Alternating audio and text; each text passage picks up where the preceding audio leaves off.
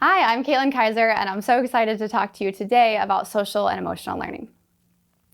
During my first year as a teacher, I remember getting a phone call from my brother Luke.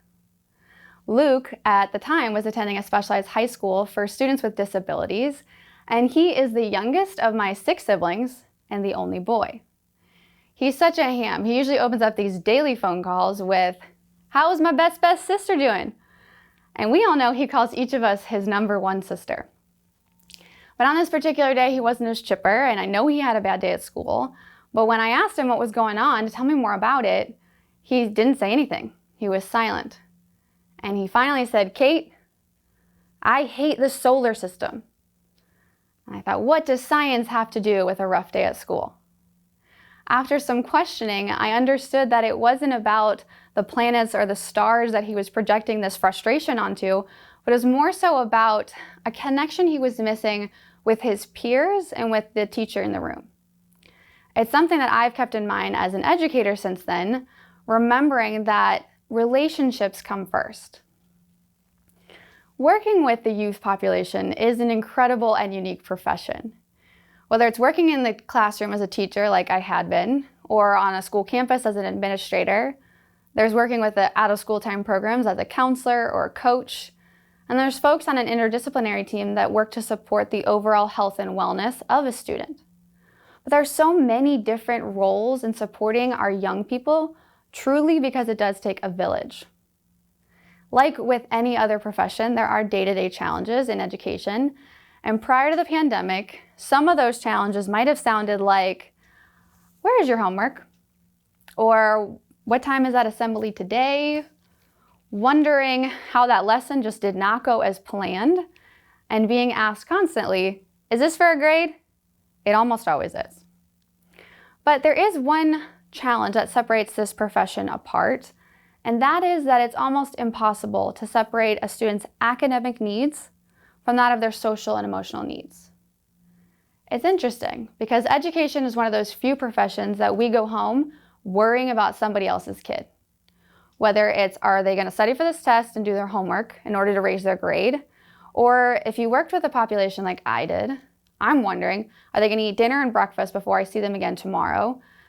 Or do they have some way to wash that dirty uniform? As a teacher, I want to spend the time on the answers to these questions because I know that it impacts how my kids are going to be when they come through my door. But the reality is other instructional tasks take precedence. There is a disconnect from the expected outcome of instruction and the process in which it takes to produce those results. This expected outcome of instruction, high test scores, increasing student data, outweighs the process in which it takes to cultivate all of the skills our students need to be successful, from their academic skills to their social skills to regulating their emotions. And we need to shift the way that we talk about student success to include these social and emotional skills in order for our students to be academically successful and personally successful. Teachers are under pressure to maximize instructional time within the classroom and to reduce discipline referrals and to address major concerns before they become major tragedies that we hear about in the news. Teachers are under pressure to maintain their own health and wellness as well as advocating for that of their students. And now as we enter the new part of the school year in 2020, there are new learning environments that we have to navigate. All of this creates pressure and stress on a teacher.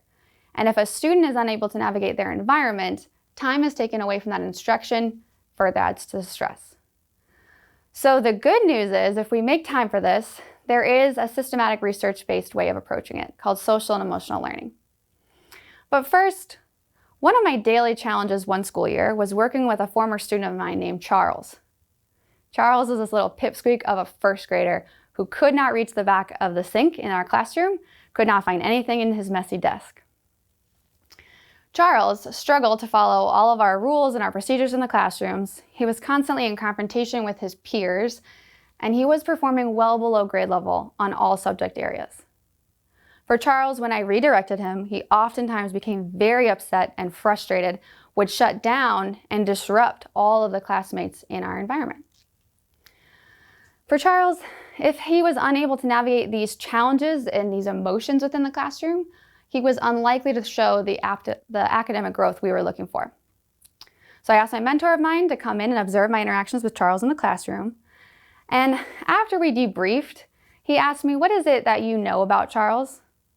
Somewhat embarrassed, it's not a whole lot, I shared that he was performing below grade level, and that was important to me as his teacher.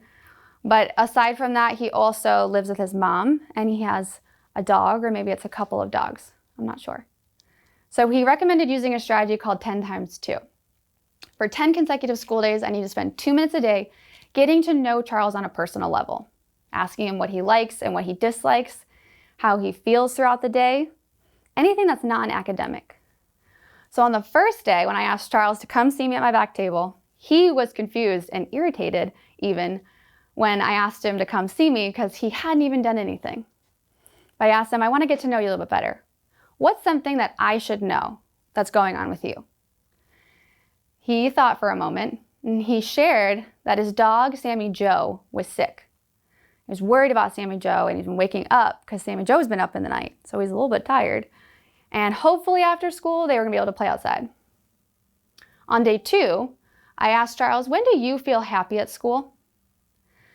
And he thought again, and he said, "When the other kids play with me at recess." And I had a light bulb moment. One of our challenges with Charles was conducting a daily pocket check to make sure that he wasn't sneaking in any captive lizards or insects after recess. So I noted that. But on day 3, we had a spelling test. And I asked Charles, "How do you feel about the spelling test today?" He didn't say anything. He just froze up. So we spent a couple minutes talking about what anxiety was and how being nervous felt, taking a few deep breaths in together before we studied for that spelling test. After that, we had a routine. Charles would come in, we'd conference for a few minutes every day, and we got so used to it. I noticed a couple things change. First, I had to remember, Charles is not giving me a hard time. Charles is having a hard time. A shift that changed my frustration level as a teacher. I also acknowledged that Charles was getting through more of our lessons and he wasn't shutting down when I redirected him. And at recess, when I observed him, he was connecting with his peers, teaching them all how to connect or capture these lizards and insects, which wasn't ideal, but that's fine, I'll take it. Our 10 days were expired, and our 2 minutes became 5 minutes and became 10 minutes. It would have been the whole morning if I let him. So I told Charles, in order to keep us on track, we got to use one of our SAM timers. When the sand is all gone, we have to continue the next day. Okay? Sound good? If I had to observe a label, an emotion in Charles at that time, it would have been unimpressed. He agreed, and I put that sand timer back on my desk, and the next morning, it was no longer there.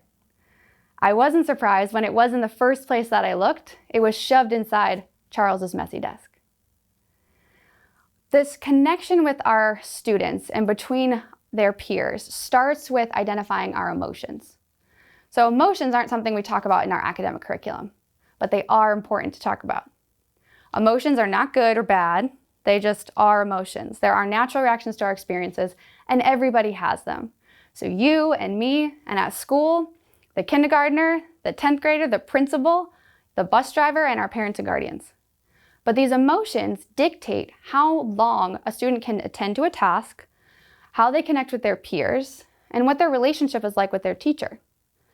So in order for us to build those skills, we have to spend intentional time building relationships that cultivate skills. The good news is if we make this time, that social and emotional learning can be taught through explicit instruction or through best practices throughout the school day. But what's even better is that these skills are not only for our students to develop, but they're also for adults.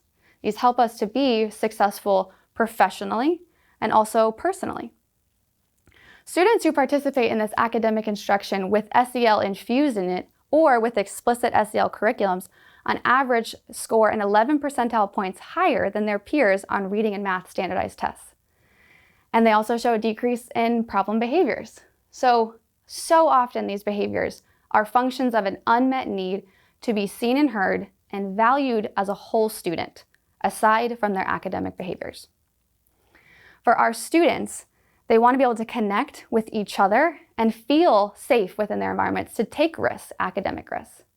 For our students, these behavior challenges on average decrease in 8% within one school year, but in the long run, they're 19% less likely to be arrested, which means they're using their SEL skills to navigate those uncomfortable emotions and to make responsible decisions that impact their future.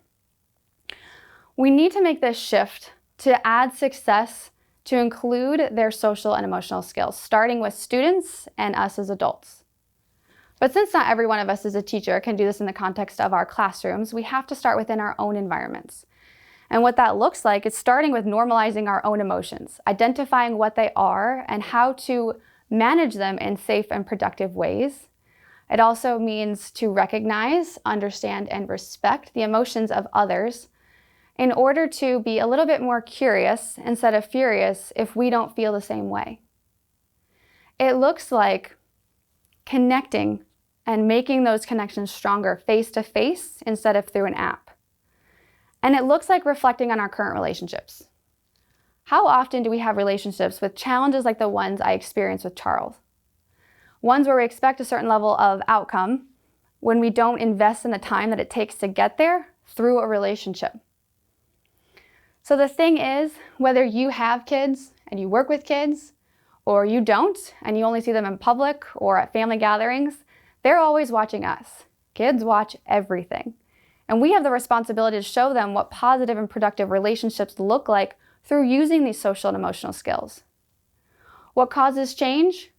When we all work together as a community to make this cultural shift that will empower our young people to not only be academically successful, but confident risk takers, empathetic listeners, and courageous leaders of change that we know that they can be.